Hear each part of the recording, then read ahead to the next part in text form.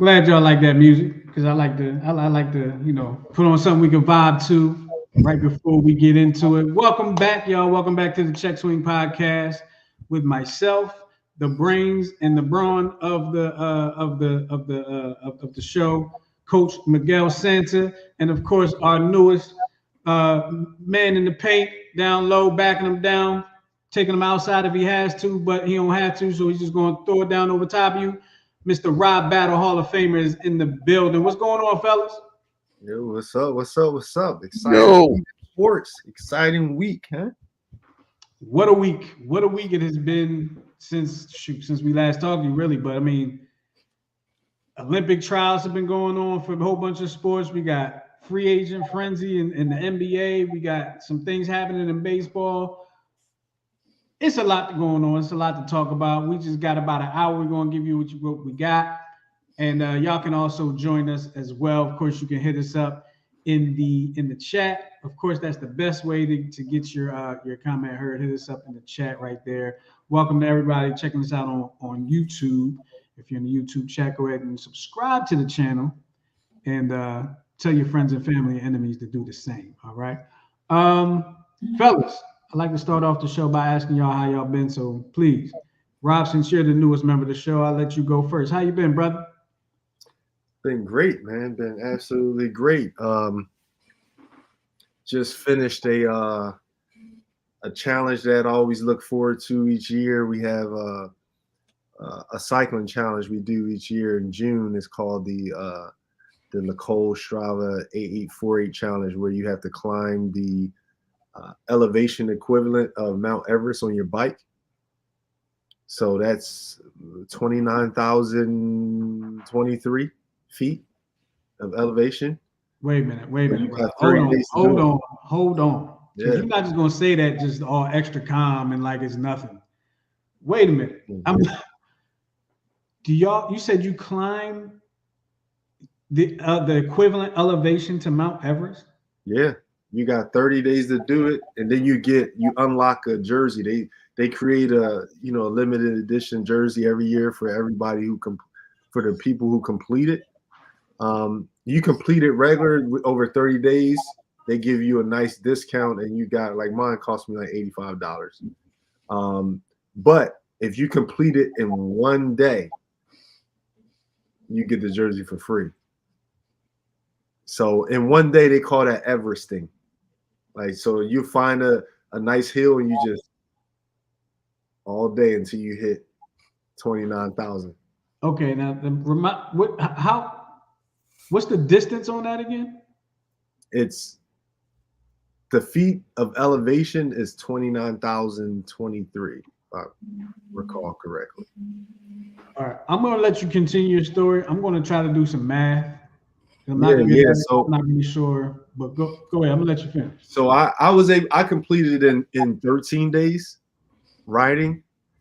So 13 out of the 30 days I was on the bike, and I completed. So I completed on Sunday, the last day, actually, because just that wasn't the plan, but life just throws you curveballs sometimes, and you gotta make it do what it do.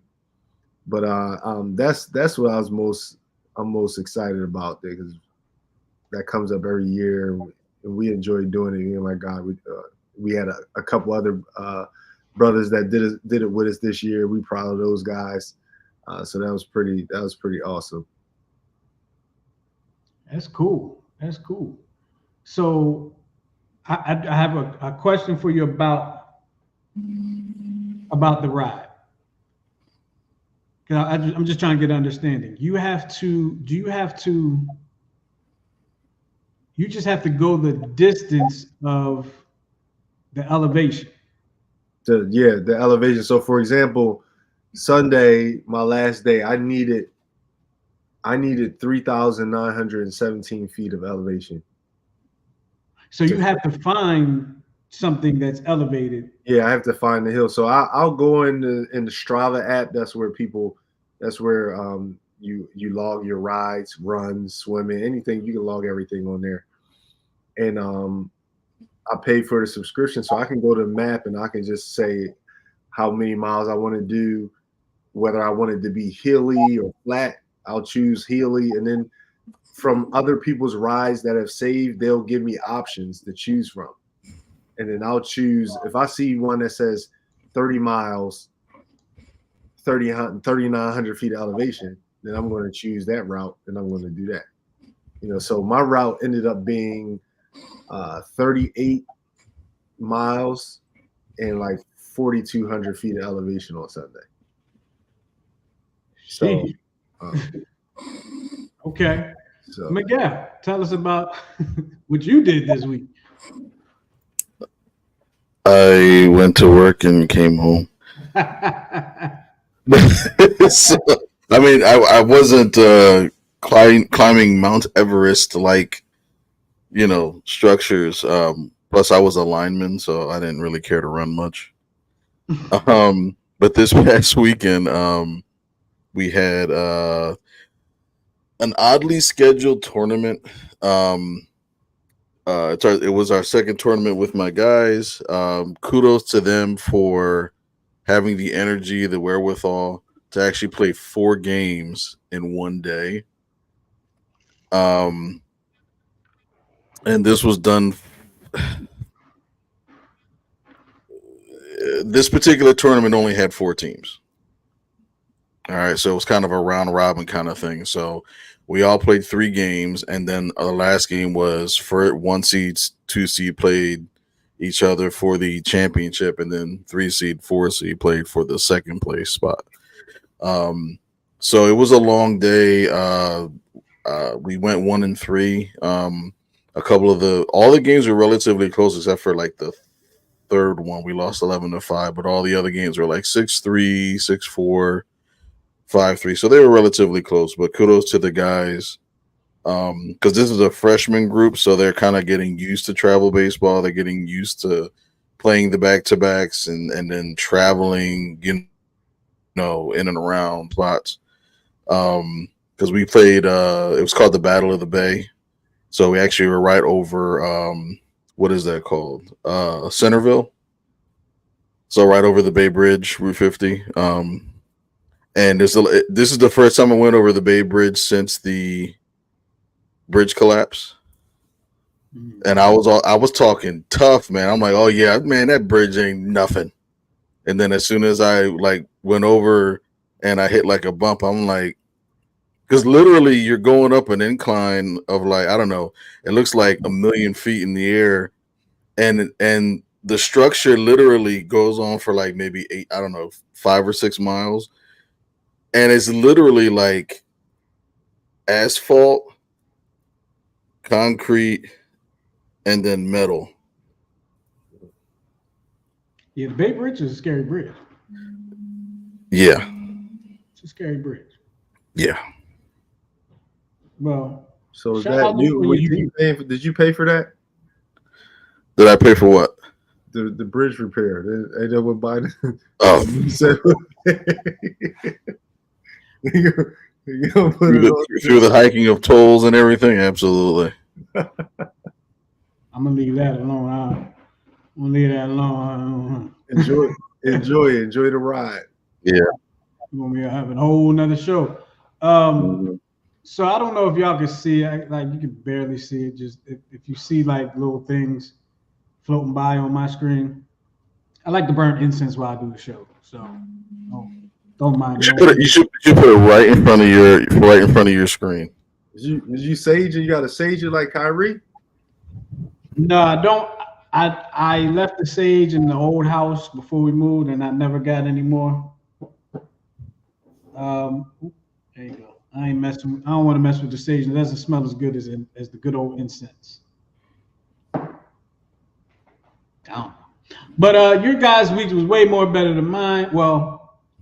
No, I won't say that. I was off last week, so that was my first actual week off of work that wasn't centered around something else. So it was great. I felt recharged. Came back to work with a whole new attitude. As far as the bike thing, I did get on my bike one of the days, riding around, my neighborhood. Oh, I avoided the worst hills, like the big hills. I avoided because I was just like, my legs are already feeling like Jello and hot stove. I'm just gonna turn around and go back home. So I don't know how much training I would need to be able to do what you did. But congratulations on that. Does walking your bike count? Because I moved the bike from the basement to the garage. It was like maybe 30 yards. It counts for movement. Yeah. Okay. You got your steps in. Yeah, gotcha. I got a total of 52 steps in. You carrying something, so that's like a farmer's walk, right? There you go. There you go. Thank you. Well, let's get into it, man. Yesterday was a special day in the world of baseball. I thought I was going to talk about Paul George. Of course, we're going to get to that. But yesterday was a special day in the world of baseball, and I just want to get this out of the way. Happy Bobby Bonilla Day, or happy belated Bobby Bonilla Day. Yesterday was the day that Bobby Bonilla got his, $1.19 million? $1.39 million. $1.39 million, in which he signed a contract back in like 2000 or 99 or something like that, and has been getting money every July 1st from the New York Mets ever since. Yeah, 2000. He when I read like what the inner workings of that, it all links back to Bernie Madoff. Yeah. Yeah. It all links back to Bernie Madoff because remember, I think Bernie Madoff at the time was like he was like a partner of like the general manager for the Mets, and the Mets decided to invest or whatever. I never knew this. And because remember he had done the Ponzi scheme starting in like the late 90s, and it didn't crash for almost 8 years. That's why he was able to get away with it for so long. But Bonilla was like, hey, look, I'm going to do you guys a favor. Defer my contract, and then after 10 years, give me the deferred interest. And that way you can spend all the money you want on free agents and blasey, blasey, blasey, and it won't be impactful on your contract or on your salary or whatever, your salary cap. So what he's making now is like dividends off of that deal. Because technically it was only a 10-year deal, but because he kept pushing it, he's going to get paid until 2035. But what people forget is that he actually did this before with the Orioles. So he actually gets I believe he gets like another 2.5 from the Orioles. Because he did them the same favor. Every year? Every year. I believe so. It was, or I think that deferred money ends a little bit sooner than the Mets. But he's getting paid by the Orioles. So yeah, they were basically banking. He promised, Madoff was promising those crazy returns, so they were anticipating that. That's crazy. Listen, I'm happy for my man. That's amazing. Absolutely. That's amazing. Absolutely. And what Ohtani's going to get down the road, whew. Every year I feel like I get a piece of that money. I don't get a cent. But I just feel like seeing him get that money, him getting celebrated for getting that money, makes me happy. Now Ohtani's going to be in the same boat, and when he's done, right, Miguel? Am I right in saying that? Is that accurate? Something like that. But I don't think he's ever going to get to. Because I believe the last year of his contract is supposed to go from like $1.5 million to like in 1 year he's supposed to get like $3 million or something astronomical, which, I mean, at the time of the end of the contract, they may not be too far-fetched, but usually what happens, and baseball is a little different than the other sports. I think football is probably the most, like, let's admit, football contracts aren't really real after 4 years, because after 4 years, you can cut, you can trade, blah, blah, blah, blah, blah. Right. Basketball, I think they just started with the amnesty clause. I think after a few years, like you can amnesty a player. I don't even know what they call it anymore.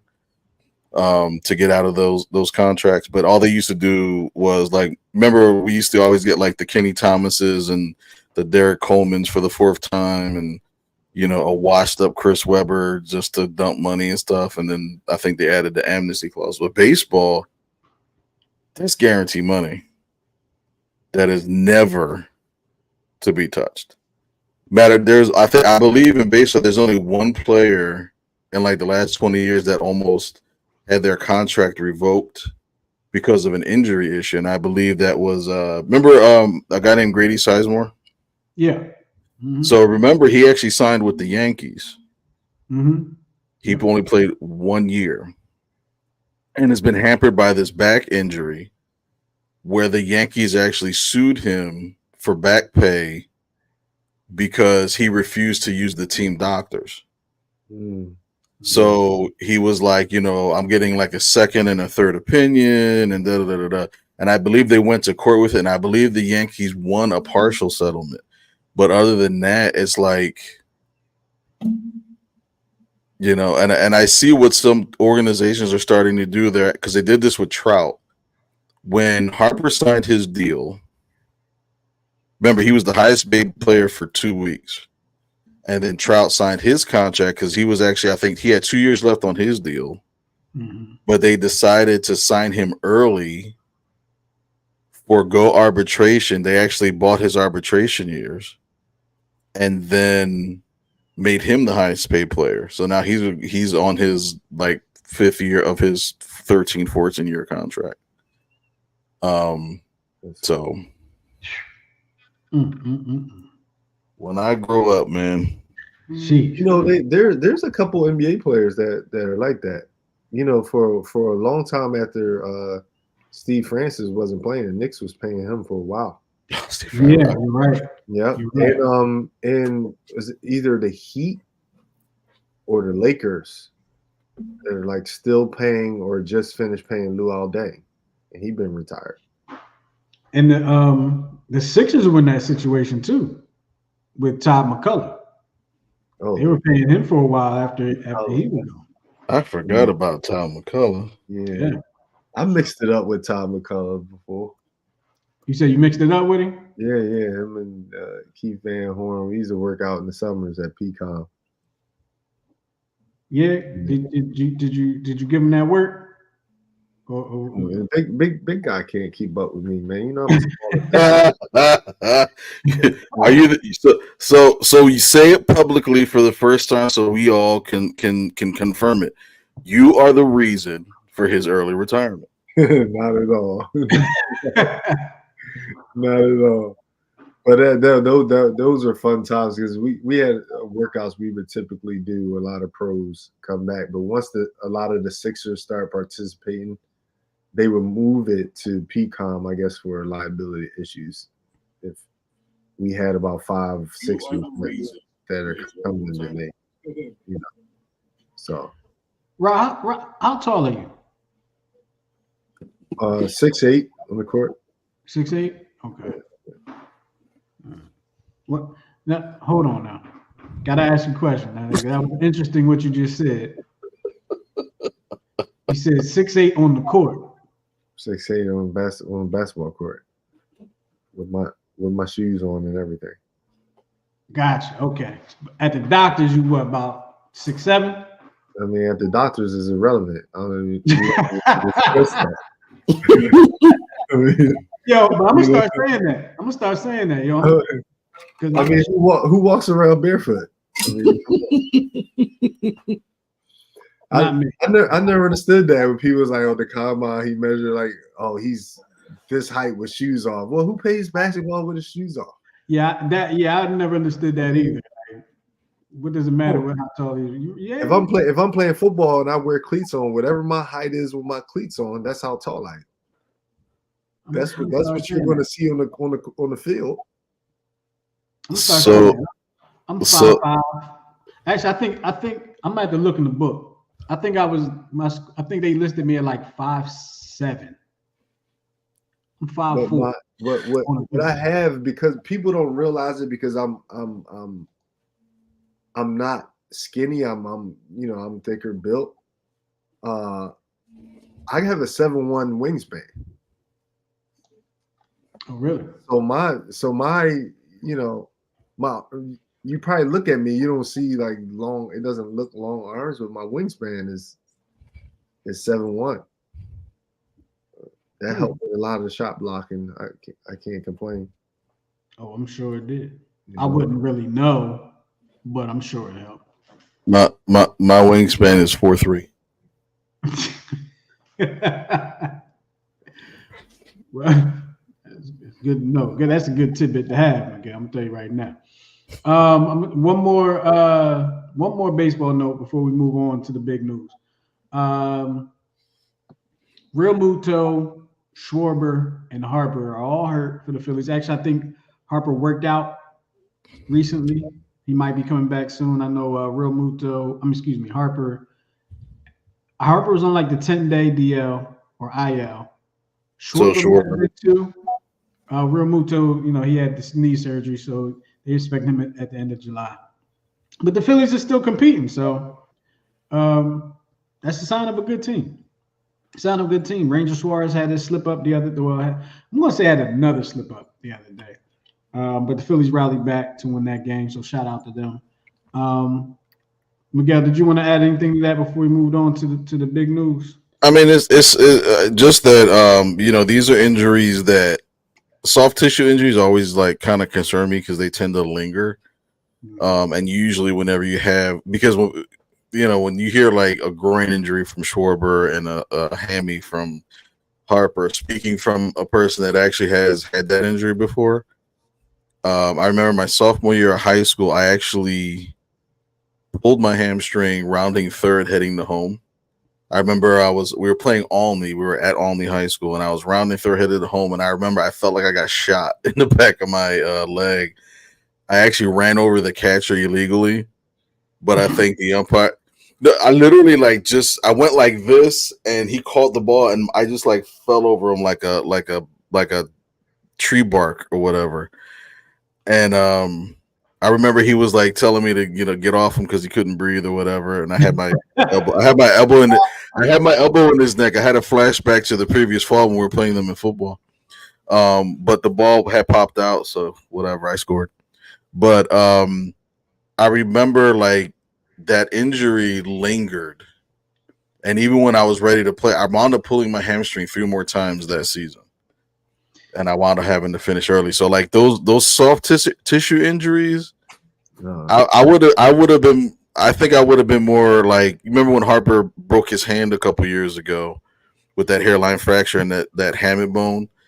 It's like because bones can kind of heal a little bit quicker, but it's like with a groin or a hammy, that makes me a little bit nervous. Mm-hmm. And even with Remuto, like I believe it's a torn meniscus that they had to clean that out and stuff like that. That's not a good sign to me from a long-term standpoint, because I actually have been battling with a torn meniscus, and even my doctor had always said, like, we'll do the cortisone, we'll do some other like kind of fillers and stuff, but when you start like messing around with the cartilage, it's the next step literally is knee replacement. So it's like that to me is like, okay, now Remuto's on the north side of 35 or 30. There's a couple good catches in the system. So like right away I'm thinking, okay, maybe it's time to start seeing what the young folks can do. You know what I mean? And not get rid of everybody, but I mean, it's like these guys ain't gonna last forever. It's true. I mean, and they do need to see what the young guys are doing, but they're also in a place where they're looking to bring home a title. So you can't give but so much of a look at the young guys unless you have to play the young guys going down the stretch. But I mean, right now they ain't really got a choice. They got to play the young guys in those spots, and the young guys really need to step up and make sure they can keep the record going, keep the season going, keep the momentum going. Agreed. You got to help me out with that real quick. How do you illegally run over a catcher? I thought that was fair play. I don't know the inner workings of the unwritten rules of. So in the big league, in college, in the big leagues, you can actually legally truck a catcher, but in high school play at that time, it was slide or surrender. So the options were to slide, but the way I was gonna slide, I couldn't pick my. If I would have picked my leg up and tried to slide like I would have, it would have been like a Hulk Hogan big boot to the face. You know what I mean? So I thought of the next best option. Let my here, and I'll just like try to reach for the plate. I honestly I thought I was gonna get called out and ejected because that's actually what the call is at that's what the call was at the time. You can't like come up, elbows up. You can't do any of that. But I think he saw because I think I grabbed my hammy and then I started like trying to like I guess handicap my way to home plate, and I think that's what the umpire kind of saw. So I didn't slide and I didn't run him over. I just collapsed on the plate with a catcher inconveniently in front of me. It's the best way I can play. I would have loved to see that. Round in the third, like. Oh my god! And I was like, ah! I was screaming. Oh my goodness! I'm poor hamstring. I know the feeling, man. The hamstrings or groins, those. They linger, man. They linger. You just never know when you're ready. You think you're ready, you go out there and do another burst and then tweak again, and then you right back. Yeah. Listen, I pulled my hamstring in a game. It was a home game against Lehigh, and no, I'm sorry. I pulled my hamstring in an away game against Del State. Running the first base, I slipped coming out the box, tried to get myself together and pulled my hamstring. And I didn't say nothing. What? I stayed in the game. You didn't have the hammy limp or anything? I did, but I kind of faked it for the rest of that game. So no, I'm mixing it up again. I did pull my hamstring at home against Lehigh. I was getting treatment for it, went to the game at Del State, and I got put in the game because my coach didn't know I wasn't supposed to be playing, and I wasn't going to say nothing. So I go into the game, and then I slip going to first base and re-aggravated it some more. And I didn't say nothing in that game. That's the game where I was like, I'm gonna just tough this joint out. Like, we're getting blown out. The game's gonna be over soon. Let me just tough this joint out. And believe me, I didn't even try to hit the ball because I wasn't going to run the first. But I just didn't have it. But it hurt. But I say that to say it still sometimes bothers me now. Now after college, like playing semi-pro ball, I pulled a quad playing outfield. I pulled the other one the next season, both playing outfield, and they ain't been right since. I can't get it like jump. If I had to run and go somewhere, I would get cramps in like both the quads. It's just crazy, crazy situation. But we're going to get to the next phase. Of course, excuse me, I think I put this incense too close to it. We're going to talk about the big news. You're going to smoke it in a second. I was like, I used to have it over there, but I put it over here today. All you need is somebody in the background going, man, listen.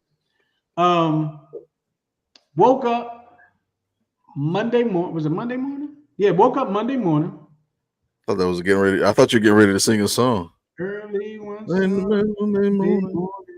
Woke up Monday morning, turned on the TV, getting ready for work, and I hear the first thing I hear. Overnight, breaking news overnight, the Sixers signed Paul George. Oh, okay. Big news. Now we have our basketball aficionado, except for when it comes to Joel Embiid. Have our basketball aficionado here. what does Paul George do for the Sixers? Explain it in a way that I couldn't.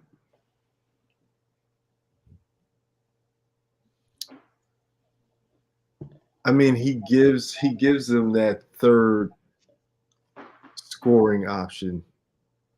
He gives them that a third person who can go out and get you between 20 and 30 points a game. I think it all hinges on the. I hate to say it, but it all hinges on the if. It's like Joel Embiid. You just pretty much sign Embiid at the wing. So it's like what the Sixers is missing, right? Because of Embiid and his unavailability, right? When it comes down to the playoffs, right? You get to the playoffs, you already have a player, your superstar, right? Who has been inconsistent and at times unavailable. Now you sign, and congratulations to Paul George and his agent, because that's, whoa. That's a bag. But now you bring in another player with the same concern. So now you have two people who get to the playoffs who are either not consistent or not available. And let me pause real quick. Good. This is the second time that they brought somebody in who's inconsistent. He was available, but he was inconsistent in the playoffs. Talking about James Harden. So they've done it again. So I mean, on paper, it's great. I think they have a great team. They're putting together a great roster.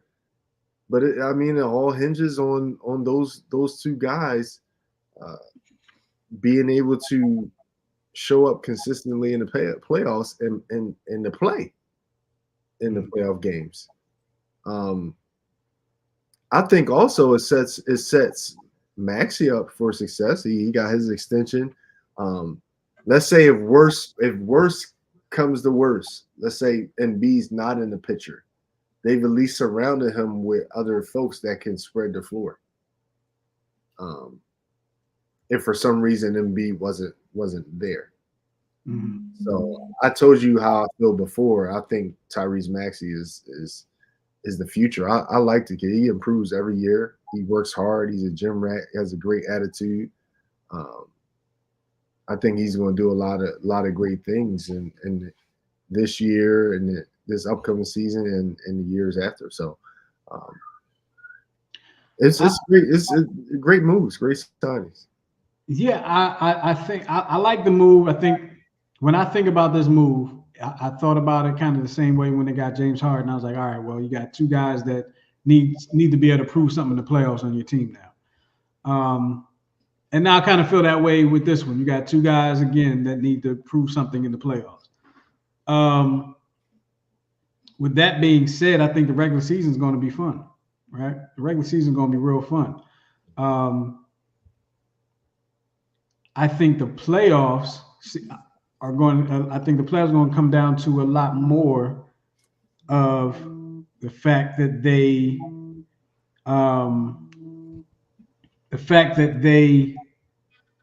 signed Andre Drummond, right? Will they keep him into the playoffs this year? But they signed Andre Drummond. They re-signed Kelly Oubre. Of course, Maxey got the extension, like you said. They got a veteran point guard in Eric Gordon. All right. So they put some pieces around that I think, although none of them Eric Gordon has not won a championship, has he? Did he win one? I don't think. No, he's a I don't know. Did they move him to the point? He's a 2. He is a 2. He gets a lot of one time off the bench. And he can score too. So now you have 4 people who can score. I mean, he's not getting his shot like Paul George, but he can get his shot and score. So now you just extended your scoring capabilities as well. Absolutely. Absolutely. I was the most excited, as I said pre-show. I was most excited about bringing Kelly Oubre Jr. back. I was impressed with his play this year, or I shouldn't say I was impressed, but I was delighted, I guess. I was pleased. I was pleased with his play this year. Of course, before the hit and run incident.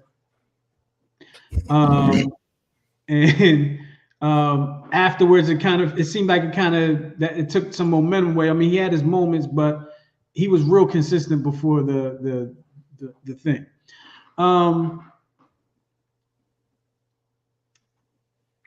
Miguel, Sir, is this enough to make you watch the Sixers this year? I'm intrigued. I think because even everything that I read up, piggybacking off of what Rob was saying, injuries and same age as Harden, same age as Butler, and you worry about, Harden had the nagging injuries. He had like the decreased burst. Even the few games that I did watch with James Harden, I was like, I mean, yeah, we got rid of Ben Simmons, but we got this guy. It's like it just didn't seem impressive. And then, watching in the playoffs how it kind of ended, it just like, I actually was hoping he wouldn't be back, and they wound up trading him and whatnot. So because he just seemed like fatigued late in the game. You know what I mean? Like Harding looked older in the fourth quarters of games. He definitely did. But I have not seen too much of Paul George. But based on everything I'm reading, there's a few writers that are like, it's really the what if, if Embiid stays healthy, if George stays healthy, if there's still too many ifs. And from the things I read about the basketball regular season, it's like it's kind of just a warm up to the playoffs anyway. So, yeah, especially when you're a team that is expected to be in the playoffs and expected to go deep in the playoffs. I'm curious to see how they use him, though. I was just looking at his position designation last year, and they had him as a power forward, Paul George, and he played over 70 games. So that's a big deal for him. Coming off that stretch of I think 4 years straight where he had was like less than 50 games, like he just wasn't available. So I think he played something like 74 games last year, something like that. Pretty good. It's pretty good for him too. Yeah. I'm gonna tell you what. I always thought Paul George's playoff heart was took when Dame made that buzzer beater to send him home. And you still see commercials of it to this day. And when Dame was playing for Portland, series on the line, Dame puts up that three, knocks it down. I always felt like Paul George's playoff heart was taken that day. I really do, because ever since then, like he was, if I remember correctly, he was playing great in that series. Now he was cooking. I don't remember a great series from Paul George since. I just don't. No, I could be wrong, but I don't. Yeah, he did play 74 games last year, but every year before that, since 2019, 2020, that was the COVID year, right? Yeah. So he played 48, then 54, and then 31, and then 56. Yeah. And then 74. So yeah, he's had his injury issues. He's had his injuries. Now I'm gonna ask you guys something, piggybacking off this Paul George thing, and we can kind of go back to it if we need to. I've been noticing, and I'm sure a lot of other people have as well. Like Paul George is what, 34? Yeah. And you said Jimmy Butler's about the same age. He turns 34 in September, and I think Harding turns 34 in like October. It's weird. They're all like 34. And I think Embiid's 31, but he's really probably like 36. In African years, he's 58. LeBron, You can't say that. I know he's gonna get his. Did I just? I'm sorry. Get kicked off the internet. I done did it LeBron's again. close to 40. LeBron's pushing 40, right? He was sought after. Paul George was sought after at 34. Jimmy Butler at 34. All these guys we're seeing, like, these were the top guys people on people's lists at 34 years old. I can remember us growing up, 34 years old. Unless you were, somebody that I think Mike played till he was like 38.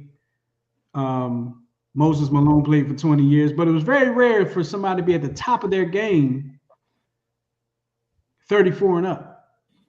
But we're seeing it more and more now.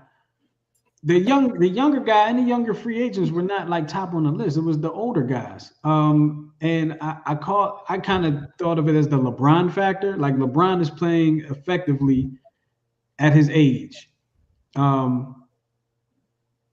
Other guys are playing effectively at an older age, and it's still, stars in the league. Tom Brady played effectively at whatever age he retired. Like, he probably could have came back and played again. No, not that Tampa loss. I'm not asking. I'm just saying. Like, he probably could have played again. Now, he might not have been touchdown Tommy, but he probably could have played again and been efficient, right? What is this the science? Like, what is this?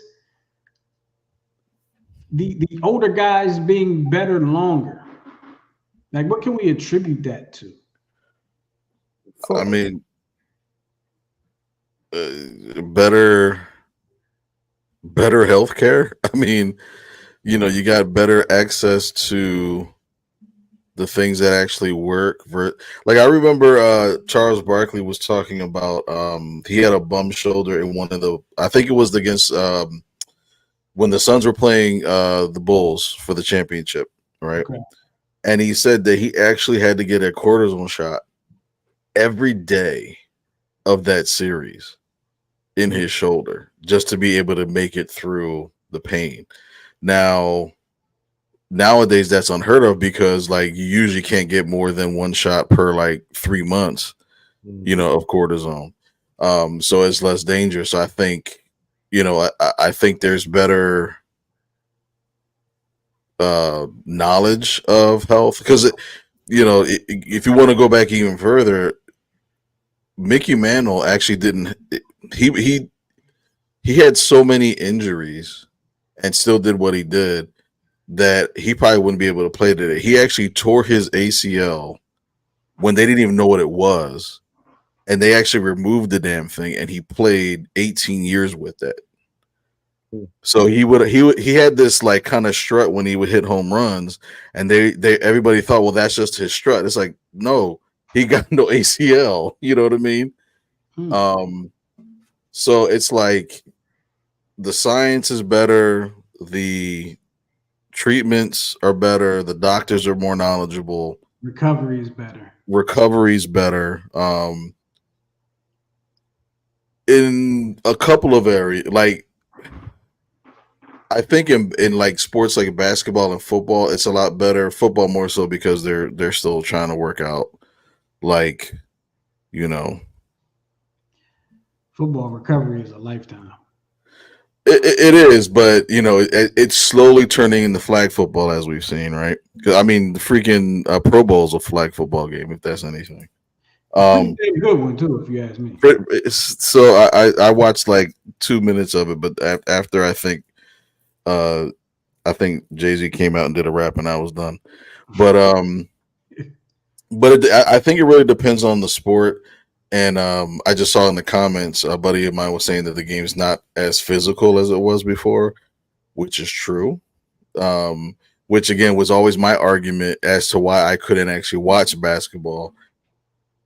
Because when you're the Detroit Pistons and the Bad Boys and no blood, no foul kind of sort of thing, when I actually liked watching basketball, and then it kind of slowly kind of turned into like, what is this? So it's less physical, and same thing with football. Football's less physical now.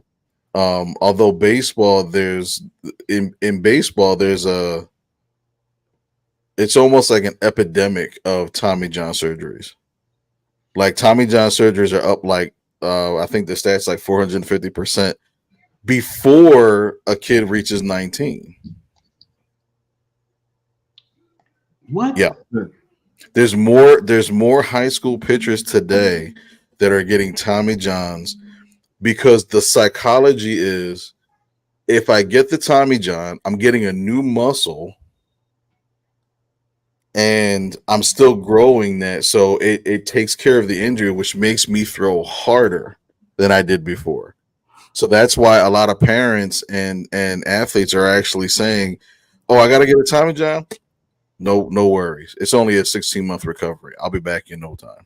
It's almost like they're using Tommy John as a cosmetic surgery.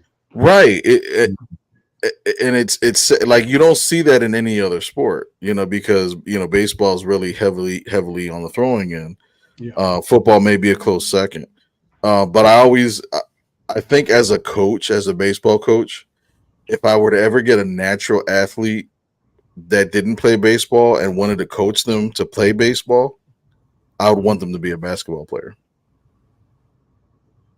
Really? Because why? Hand-eye coordination, moving on the run, being able to like change on the fly. I think it's better for baseball play because I think you remember the last team that you and I coached over at MSI, right? We had like Ethan and we had like a couple of really good athletes. Mm-hmm. There was a kid named Jack. Remember Jack, Black Jack? Yeah. Yeah, he was a basketball player. Okay. And even though he was actually a very good basketball player. Chase, very good basketball player. I'm like, these guys are so that's why like they naturally when they played shortstop or infield, they like kind of flowed to the ball and like the way they attack. With football, it's more, I guess, brutal and more like attacking a hole and then switching up is a little less. I'll give you another example. When you and I coached high school baseball, right? And what would always happen at the beginning? We get like 6 football players that played baseball like 14 years ago in T-ball, and they would come up to us and say, "Coach, I want to play the position that hits all the home runs." Yep. I was like, "Okay." And remember the first time, and these are big dudes, but Rob, these dudes were bigger than you. And I was like, "Can you feel the baseball?" And they're like, "Yeah, sure." I would literally swing halfway. The ball would hit him like on the shoulder. They're like, "Yo, man, why you hit it so hard?" I'm like, "It's high school baseball." Oh, they hit it that hard? Oh no, I'm good. I'm like, "Are you serious? You 6'8", 320, and you're scared of a baseball? No, give me a basketball player anytime. Plus, the mentality's different. Baseball's coming. Baseball's coming at very high velocity. If you ain't used to, you saw what in there. You saw his eyes light up, like whoa. Absolutely not. I played and then I stood in there, after years off, and it's just a different feeling, man. If you ain't been standing in that box, and the last time you played was on a right before high school level, and then you come out there and somebody throwing, it's totally everything changes at the high school level. You gotta get comfortable, but I think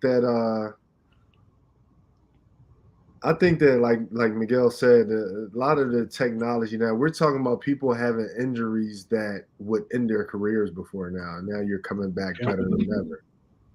Paul George's injury would have ended his career years ago.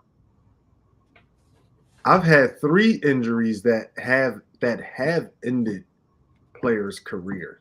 I've had microfracture knee surgery that ended. That was the Grant Hill, wasn't it? Brandon Roy. I think Allen Houston had that. Greg Oden had it. I think Greg Oden. Oh my goodness. Eventually, Amari Stoudemire had it.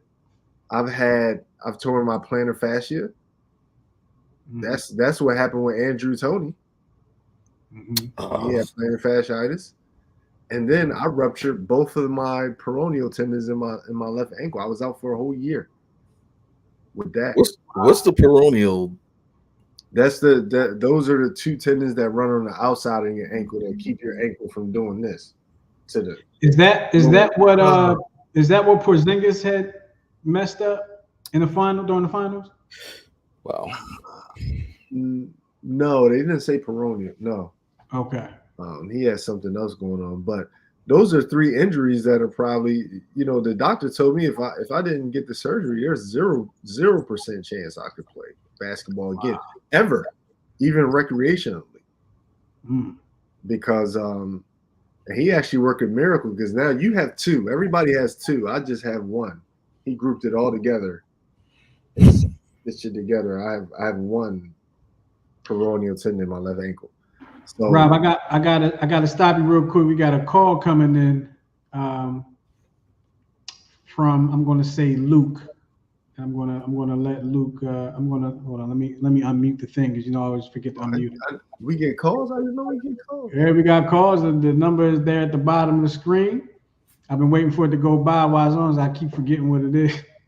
But you gotta write it down before you post it. I know it's usually on the graphic, so I can just look at it on the graphic. But we got Luke. I don't know why I can't. Oh, there we go. Hey, Luke, you there? How's it going? Where you calling from? What are you talking about? Ronnie James getting drafted as a rookie ever. Ronnie, he did really nothing at USC, but then Boogie Ellis, he kind of carried USC, but he didn't get drafted. Where are you talking? Well, personally, my thoughts on Bronny getting drafted. Good for Bronny. I personally, and Rob is probably a better judge than me.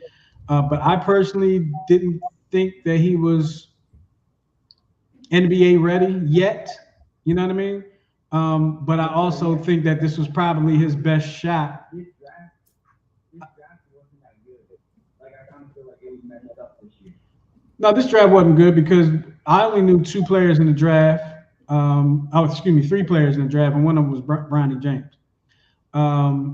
So I couldn't even. I think the number one pick was somebody from France. But yeah, the draft wasn't an exciting draft, but the results are really to be seen. But Bronny, great for Bronny.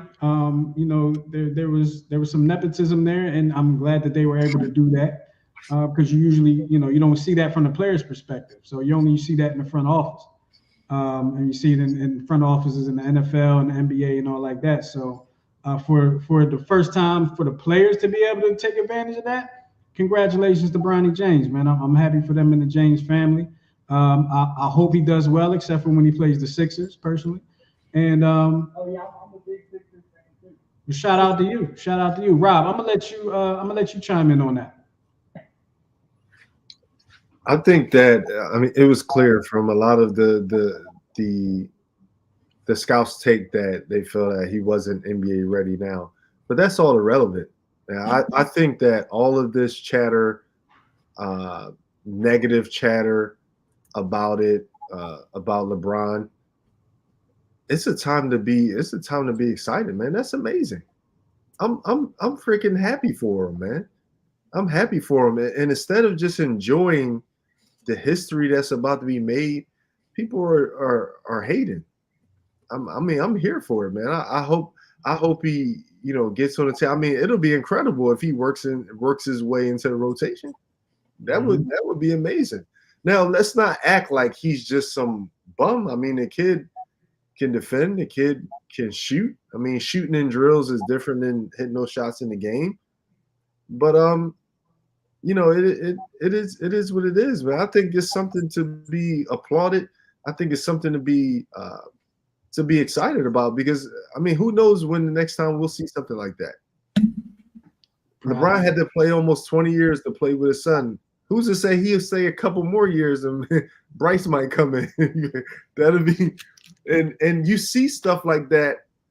We've seen it in baseball, but you haven't been able to see it and you've never seen it in basketball, and you'll never see it in football. I mean, I don't want to say never, but it's hard. The best chance you had is if Tom Brady's son was coming up, or Ray Lewis, or Tony Gonzalez. I'm trying to think of folks who played like 17, Yeah, that's tough. Years.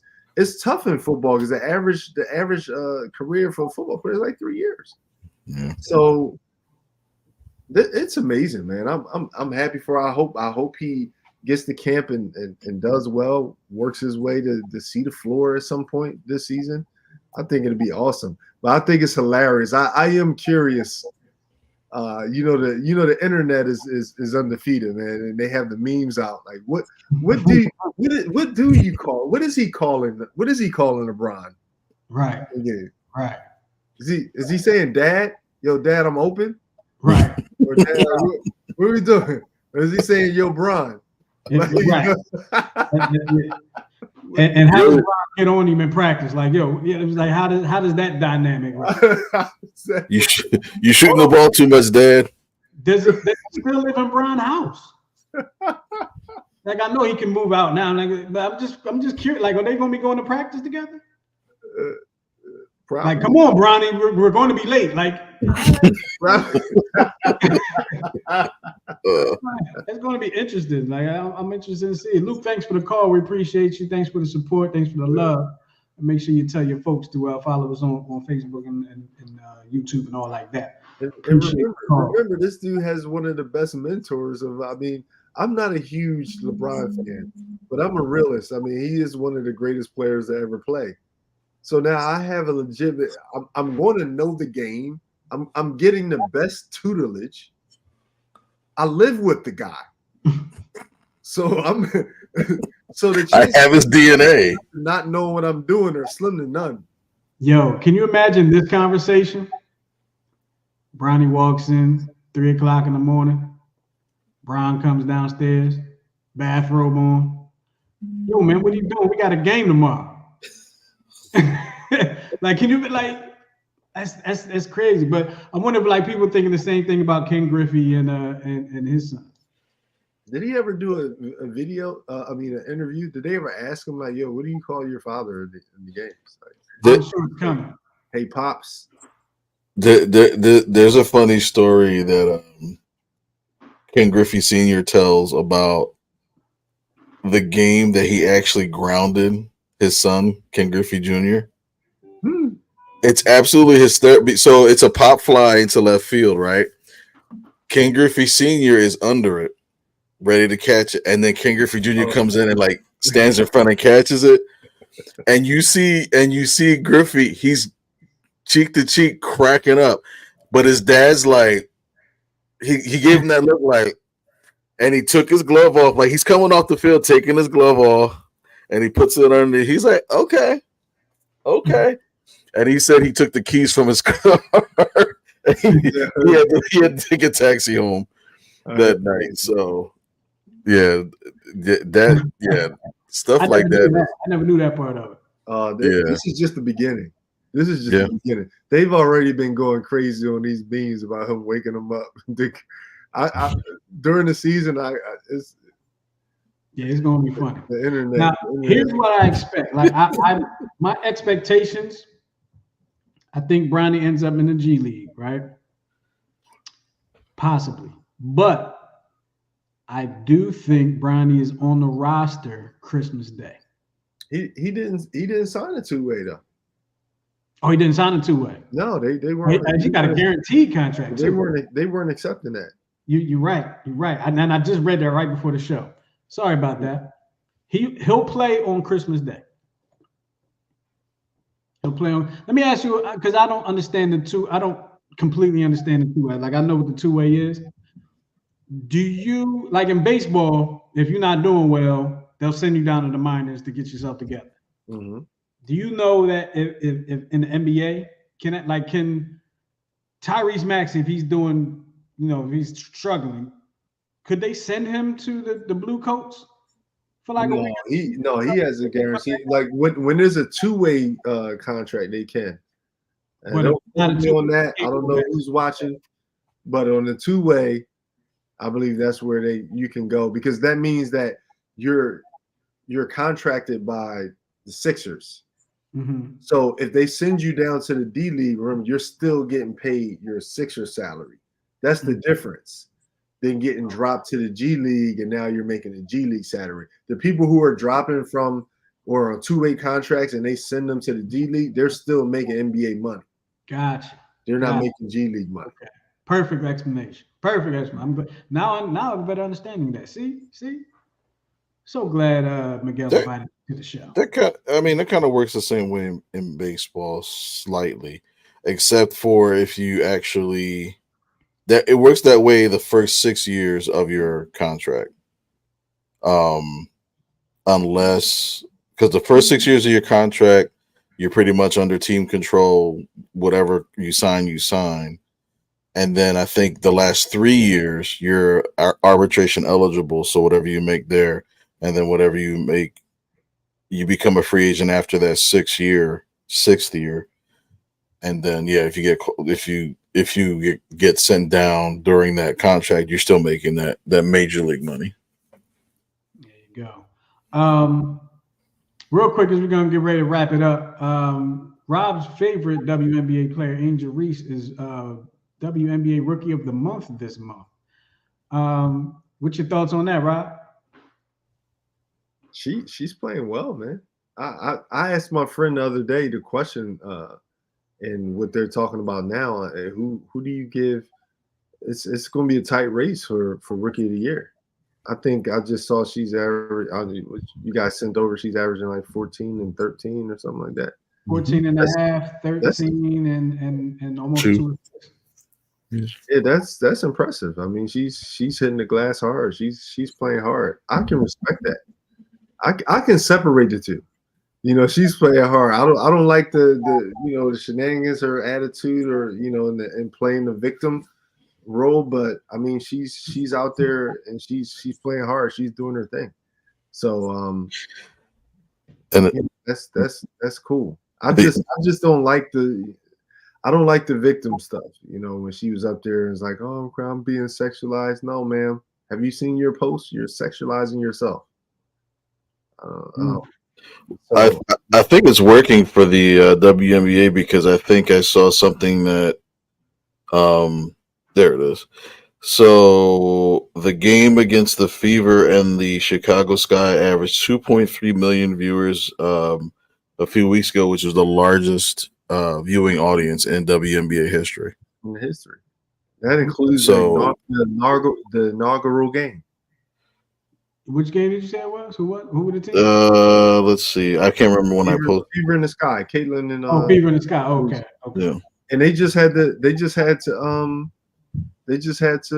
move the venue for tonight's game. The Aces versus the Fever. They had to move from the 12,000 seat arena to the 18,000 seat arena in Vegas. But I think the WNBA is in a good spot for the simple fact that with sports you have to create, the story, and sometimes you have to, like in the 80s, it was the Lakers versus the Celtics. It was Magic versus Bird, and I think this is kind of slowly turning into that Magic versus Bird moment for the WNBA. Because just like with any sport, you got to have the rivals, or you got to have the team to hate in order for the fan base to really clamor for that sport or that game. So I think it's good, for the NBA to have this type of rival between Caitlin and Reese. I think I was just thinking about something Rob said a couple of weeks ago about how the WNBA or women's basketball, USA basketball missed an opportunity to help promote the game by not putting Caitlin Clark on the team. And I was just thinking, like, that's correct. And even though she may not have deserved to be on there, they could have put both of them on the team. Mm-hmm. really could have boosted. I mean, even if they wasn't really getting any playing, that really could have boosted women's basketball there because now everybody's tuning in. But here's the thing. They said Diana Taurasi was on the team. Which, her first year when she came out. So did she deserve to be on the team? Like, what are we talking about? Like, that's a touchy word to say deserve because, like, and I think Diana Taurasi's response was, "Well, did she win 3 championships? No, but I feel like what she did was more impressive." I mean, have you seen your team? Because if I recall, after you, didn't Breanna Stewart just go win like 4 in a row right after you? So that's not saying you're loaded. I mean, you're supposed to do that. But for her to take Iowa to the finals, and then to the Final Four before that, like, what do we? Come on. Yeah, she did a thing in college. She definitely did a thing in college. I think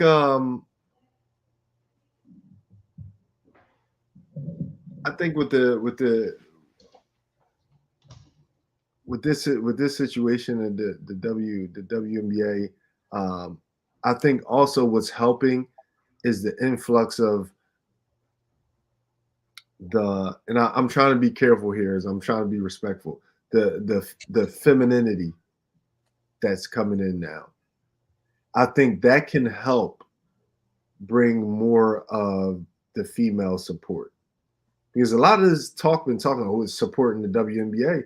Men have been the biggest supporters.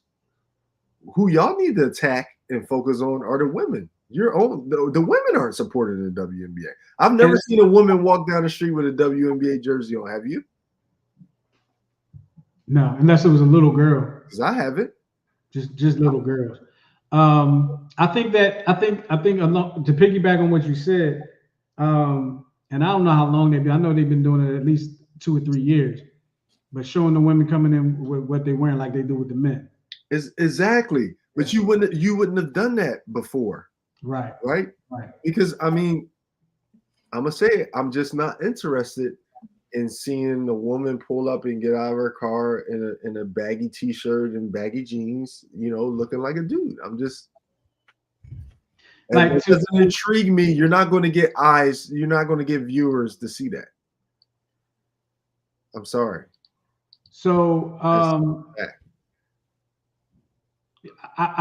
going to agree, and to be a little sexist with it, I would love to see them get out the car in something women-like. I shouldn't say woman-like, but something a little more feminine, like they going to work, going to something, and then going out there and balling and busting somebody's ass. You know what I'm saying? Like something that you're not used to seeing out in the street. You know, so you see a woman go up to the court out in the street, she got on ball stuff, she going to play ball. But with how the guys used to wear the suits coming into the arena and all like that. That kind of changes the thing. Miguel, we're definitely going to talk about that. I was trying to get to it. Okay. Yeah, no problem. Howard Eskin, the person in Philadelphia loves to hate, right? But he's actually, like, when you think about it, he's actually pretty good at his job. To a point, right? Miguel, tell us about it, man. So, Odyssey, the parent company of WIP, and Eskin's employer received a complaint in May after an Aramark employee accused Eskin of making unwanted advances at the bar. So he has, for all intents and purposes, been banned from Citizens Bank Park. So the from the whole ballpark, and that's part of his job. I know. Well, he's a lifelong Philly hater. You remember in 07-08 when he got into it with Charlie Emanuel. Mm-hmm. But I really believe, like, to this day, that he hated the Phillies and Charlie Emanuel for the simple fact that he won the World Series and Andy Reid and the Eagles did not. So the incident, as reported, happened hours before a game in the CB Ranking Club, an exclusive seating area behind home plate, formerly known as the Diamond Club. According to sources, Eskin allegedly tried to kiss the woman as she backed away. A spokesperson for Odyssey, the parent company WIP, confirmed the unwelcome kiss, quote unquote, in a statement, adding the company takes these matters very seriously. As they copied and probably pasted that statement. Let's see, sources familiar with the situation said that through the investigation, it was Odyssey's idea to ban Eskin from the park for the rest of the season.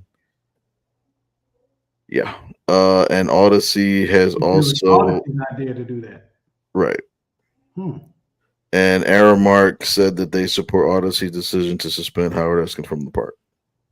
But as of right now, it's just it was the company he works for that suspended him. Correct. So for basically Odyssey / WIP, and don't forget, I believe his son is through nepotism is a big wig. Yeah. Like Eskin. Yep. Yeah. And it's funny that you would say that you mentioned that he was mad because Phillies won before the Eagles did. Because wasn't Eskin a Cowboys fan? I believe. No.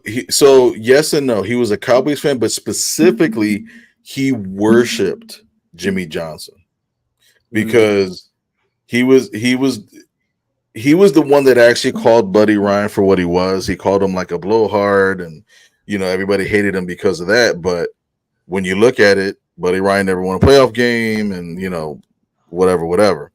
But he loved Jimmy Johnson because he was also a big fan. Because remember, Jimmy Johnson was the coach at Miami. Yeah. So he loved their players. He loved the style and so on and so forth. So yeah. Okay. And I the sad part is Mr. Eskin is a Northeast Viking. Northeast alum. I was hoping you wouldn't say that. I didn't know that. He's a Northeast alum. I didn't know he was from here. Yeah. He was born and raised.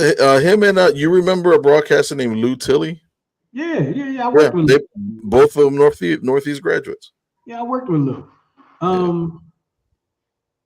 I didn't know that. Mm-hmm. I didn't know it. Just because I know he's a Cowboys fan, I just kind of thought he was from Texas or something. Like I just kind of assumed that because I'm just like, yo, whatever. But anyway, wow. Yeah. We got a quick question here. One of my guys asked, "Why don't I like LeBron?" I didn't know you didn't like LeBron. I don't dislike. I'm not a fan of him as a player. He's not my cup of tea. Because I'm more along the lines of Kobe or Jordan. I was a Tim Duncan fan. So people who take that obsessive approach and just that killer instinct. And I don't feel I didn't get that from LeBron. So he's not my in that aspect anyway. But he is a great player. He's one of the greatest to ever play. If I had a son and he said, "Hey, I want to be like LeBron," if you're talking about as a businessman and as a person, he hasn't been in the media for any bad things, I'd be like, "Hey, great son, go for it." But if I'm going to create a player, if I had a son and I'm like, "Hey, you want to model your game after somebody, a killer?" And he said, "Oh, LeBron," I'd be like, "No, watch Kobe, watch Jordan." That's just my take. Watch Larry Bird. Well, we know Larry. Got me about to have me say Larry Bird. We know LeBron is probably going to be in the news this year because we already know that he's sleeping with one of his teammates' moms. Actually, I think it's one of the new draft picks to be Well done, sir. Well done. So we know. I mean, that's. I don't know if that's breaking news, but It's absolutely filthy of him. just got on the team. Just got on the team. Mm. All right. Well, look, we want to thank y'all. I wasn't. We want to appreciate y'all. We do appreciate y'all. We want to thank y'all for hanging with us here on the Check Swing Podcast with Mr. Rob Battle, the Hall of Famer, Mr. Coach Santa, the brains and the brawn, and then me. I just push some buttons. No, stop it. Make sure you follow us or subscribe to the YouTube channel, all right? YouTube.com/New Twist Radio. It's where all of our shows are housed. The Check Swing Podcast, Let's Not Argue, Intelligent Ignorance, the 10-7 Show. All those shows are all on the YouTube channel. Check them out. Check them out over and over again and sharing with your family and friends. We're a movement here, and we're trying to bring some things into your household, into your phones, and all that good stuff. All right, good things. I don't want to be weird. All right. But with all that being said, we're gonna get up out of here. We appreciate y'all hanging with us. We'll talk to y'all next time here on the Check Swing Podcast. Peace. See you next week. That's good. Yo.